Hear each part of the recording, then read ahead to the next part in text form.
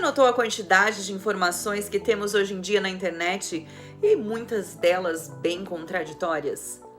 Você já seguiu alguma dica furada e não sabe mais em quem confiar? Você não tá sozinha.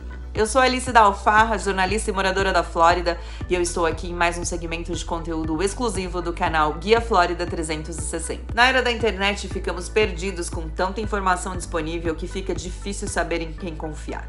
Por isso, é tão importante você pesquisar os profissionais que vão te ajudar nessa transição e saber se eles são certificados e se vão trazer as informações corretamente. E é por meio de empresas como a Flórida 360 e o escritório de imigração DM Visa Law, da doutora Ingrid McConville, que imigrantes podem fazer uma transição tranquila e segura. Valquíria, conta pra gente. Antes de você vir morar nos Estados Unidos, você já falava inglês. Foi fácil, então, se comunicar com os americanos? Sim, é sempre mais fácil quando você já fala inglês. Embora existam algumas diferenças que eu acho importante as pessoas saberem. Eu, por exemplo, eu já falava inglês antes de vir para os Estados Unidos, porque eu comecei a estudar desde os 12 anos de idade. Eu trabalhei também para várias empresas multinacionais, então para mim não foi difícil. Porém, quando eu cheguei aqui, a gente percebe que existem jargões, existem protocolos. Às vezes você usa um termo que, às vezes no Brasil, falando com um americano no Brasil, não é a mesma coisa você falando com um americano nos Estados Unidos, porque você está dentro do ambiente cultural. Então, várias coisas você tem que aprender. Então, mesmo as pessoas que já falam inglês, é importante continuar estudando, prestando atenção para a gente não usar e dar foras, porque a gente pode dar vários foras em inglês.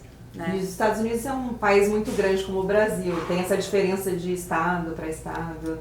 Tem. E tem diferença também, por exemplo, para você falar quando você está falando entre amigos, quando você está falando no ambiente corporativo. E essas diferenças, se você só tem a experiência com inglês corporativo, que era no meu caso, você vem para cá, você percebe que tem muita coisa que você não sabe. Por isso é importante que as pessoas se preparam. E por isso que a gente fez, inclusive no nosso segmento, no canal Guia Flórida 360, a gente tem vários segmentos de dicas culturais e jargões em inglês que a gente precisa aprender. Então vale a pena você dar uma olhadinha nesses nossos vídeos. Você tem alguns exemplos assim para dar pra gente, Valquíria? Tem. Um exemplo interessante é o seguinte: as pessoas buscam imóveis online, né? Então, por exemplo, no Brasil, apartamento é apartamento, a gente não tem outro termo para apartamento. Aqui existe uma grande diferença entre apartamento e condomínio. E para ficar mais complicado ainda, condomínio para nós no Brasil é um condomínio, seja de apartamento, seja de casa. Condomínio aqui é completamente diferente. Então, apartment aqui nos Estados Unidos é ou as casas geminadas ou apartamentos, tá? E apartamentos e casas que sejam de aluguel, ou seja, são condomínios, só que as pessoas somente alugam. E condomínio são para nós apartamentos, só que as pessoas moram ou elas são donas desses apartamentos. Então muita gente, o que acaba acontecendo? Vai online, eu quero alugar um apartamento em Miami. Tudo bem, se você colocou eu quero alugar um apartamento, você vai chegar no imóvel certo. Se você quer comprar um apartamento na praia, você utiliza apartment, você não vai achar nada, porque esses apartamentos na verdade se chamam condomínio. Doutora Ingrid, conta agora pra gente algumas dicas de etiqueta imigratória nessa linha. Bom, sempre que eu falo com meus clientes, para nunca esquecer que o povo americano é muito patriota. Eles amam o país deles muito. Não que o brasileiro não ame o país, mas o americano ele é fanático, principalmente com a bandeira. Então eu sempre falo com meus clientes que respeitem bastante o país. Por exemplo, quando meus clientes vão a uma entrevista, seja na imigração ou ao consulado, que se comportem de uma forma bem correta, bem assim, utilizando um comportamento bem calmo. Porque nós brasileiros nós temos a tendência de ser bem alegres, bem amáveis e um pouquinho assim, falamos um pouco alto, né? O americano ele é bem mais calmo, né? Então nós temos que lembrar, eu lembro meus clientes, para tentarem seguir as normas mais do país que eles estão. O americano, ele gosta mais ele gosta muito de conversar. É um mito também que o americano é muito frio, não é verdade. O americano, ele é um povo amável. Ele fica um pouco receoso quando ele não conhece uma pessoa. Então eu sempre digo aos meus clientes, tenha respeito ao país que você está, tenta seguir e pesquisar as normas da comunidade que você vive. Como nós já havíamos conversado, cada país tem as suas normas. Dentro dos Estados Unidos, cada estado tem os seus próprios costumes.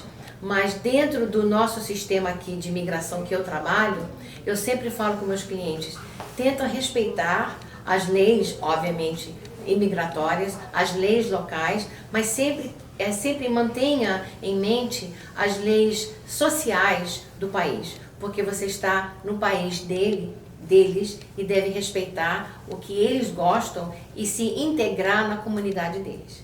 Doutora Ingrid, e quais dicas você daria pra gente de como se comportar numa entrevista de green card ou numa entrevista de consulado? Que dica você daria para essas pessoas? A dica mais importante é sempre falar a verdade. Desde o momento que você preencher um documento na imigração ou preencher o seu DS, que é o documento que você faz para pedir um visto, sempre deve falar a verdade. Não omitir nada, sempre falar tudo sempre é verdade. Porque numa mentira, num documento de imigração ou numa entrevista, num consulado, isso é a pior coisa que você possa fazer. Quanto ao seu comportamento, sempre se comporte de uma maneira correta, calma, evite piadas, evite fazer gracinhas, porque isso não é hora de fazer isso. Mantenha a sua alegria, as suas piadas para depois que o seu visto for aprovado. Os americanos, eles dão muita importância à palavra, que é uma coisa que os brasileiros hoje em dia já não tem mais essa confiança somente na palavra. Então, explica pra gente essa questão da importância da palavra. Como um papel, por exemplo, um documento no Brasil, eles têm esse mesmo peso.